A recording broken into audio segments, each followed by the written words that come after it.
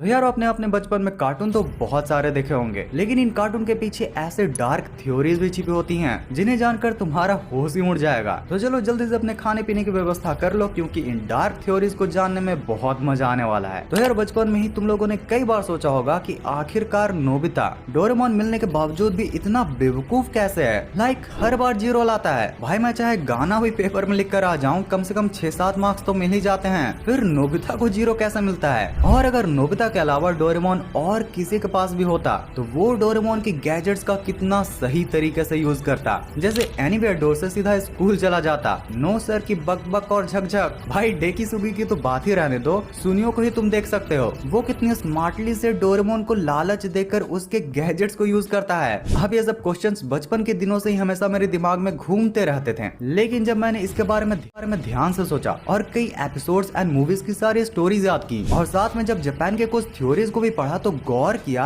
कि Nobita actually में कोई बेवकूफ नहीं, बल्कि डोरेमोन एनिमे का सबसे साना या ब्लू स्मार्ट कैरेक्टर है। वो तो बस लल्लू होने की एक्टिंग कर रहा है। हाँ जानता हूँ काफी शॉकिंग है, बट लेट मी एक्सप्लेन। तो जरा एक बात बताओ कि डोरेमोन नोबिता के पास क्यों आया है? क्योंकि वो लेजी बेवकूफ और पढ़ाई में निठल्ला है। डोरेमोन उसके पास आया था कि उससे वो इंटेलिजेंट और हार्ड वर्किंग बना सके। अब सोचो जब एक्चुअली में नोबिता इंटेलिजेंट और हार्ड वर्किंग बन जाएगा तो क्या होगा? भाई वही होगा जो Doraemon stand by me movie में हुआ था।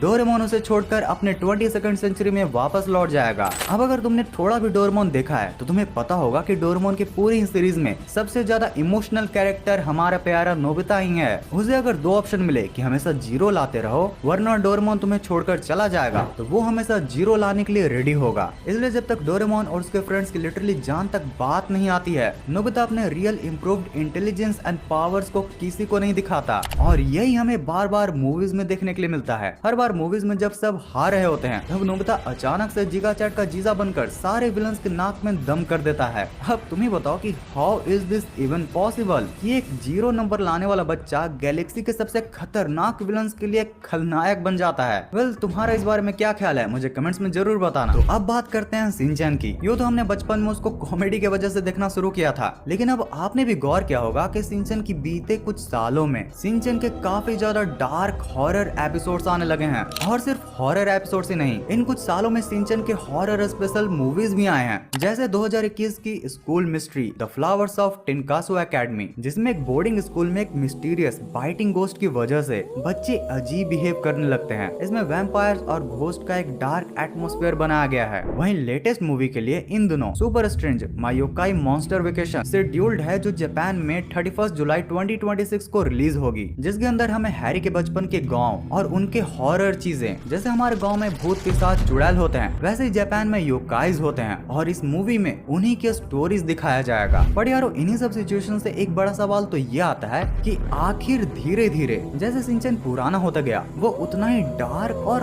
हॉरर कैसे बनता गया। हाँ जानता हूँ 2009 में शिनचैन के क्रिएटर की एक मिस्टीरियस डेथ हो गई थी, लेकिन उसके बाद भी इसे वही पुराने कॉमेडी और थोड़े एडल्ट जोक्स के साथ चलाया जा सकता था। ये इतना ज्यादा हॉरर शिफ्ट करने की क्या जरूरत थी? तो यार एक्चुअली में जब शिनचैन 1990s में लॉन्च हुआ था तो उसमें नेक्स्ट 5 सालों में कुछ भी डार्क नहीं था। लेकिन तुमने भी कई आर्टिकल्स में पढ़ा होगा कि शिनचैन के क्रिएटर 2000 से 2008 तक काफी ज्यादा स्ट्रेस और परेशान रहा करते थे, और ये वही टाइम था जब शिनचैन के हॉरर एपिसोड्स भी आना स्टार्ट हुए थे। चाहे वो 1997 में अनसीन चाइल्ड का एपिसोड हो, जिसमें शिनचैन के ग्रुप में एक एक्स्ट्रा बच्चा आ जाता है, या फिर 2000 तक वो फ्रेंच गर्ल जो हैरी को डस्टबिन से मिली थी, या 2002 का वो शिनचैन मिरर वर्ल्ड वाला एपिसोड जिसमें मिरर डायमेंशन से एक डार्क शिनचैन आ जाता है। सभी में शिनचैन की हॉरर और डार्कनेस लेवल बढ़ती ही गई। और उसमें भी अगर तुम गौर करोगे तो तुम्हें पता चलेगा कि मोस्टली इन हॉरर एपिसोड्स के सेंटर में मेन कैरेक्टर शिनचैन से कहीं ज्यादा कजामा को दिखाया जाता है, वो भी प्रिंसिपल सर के साथ में, चाहे वो हॉरर एलिवेटर वाला एपिसोड हो या फिर स्कूल वाला।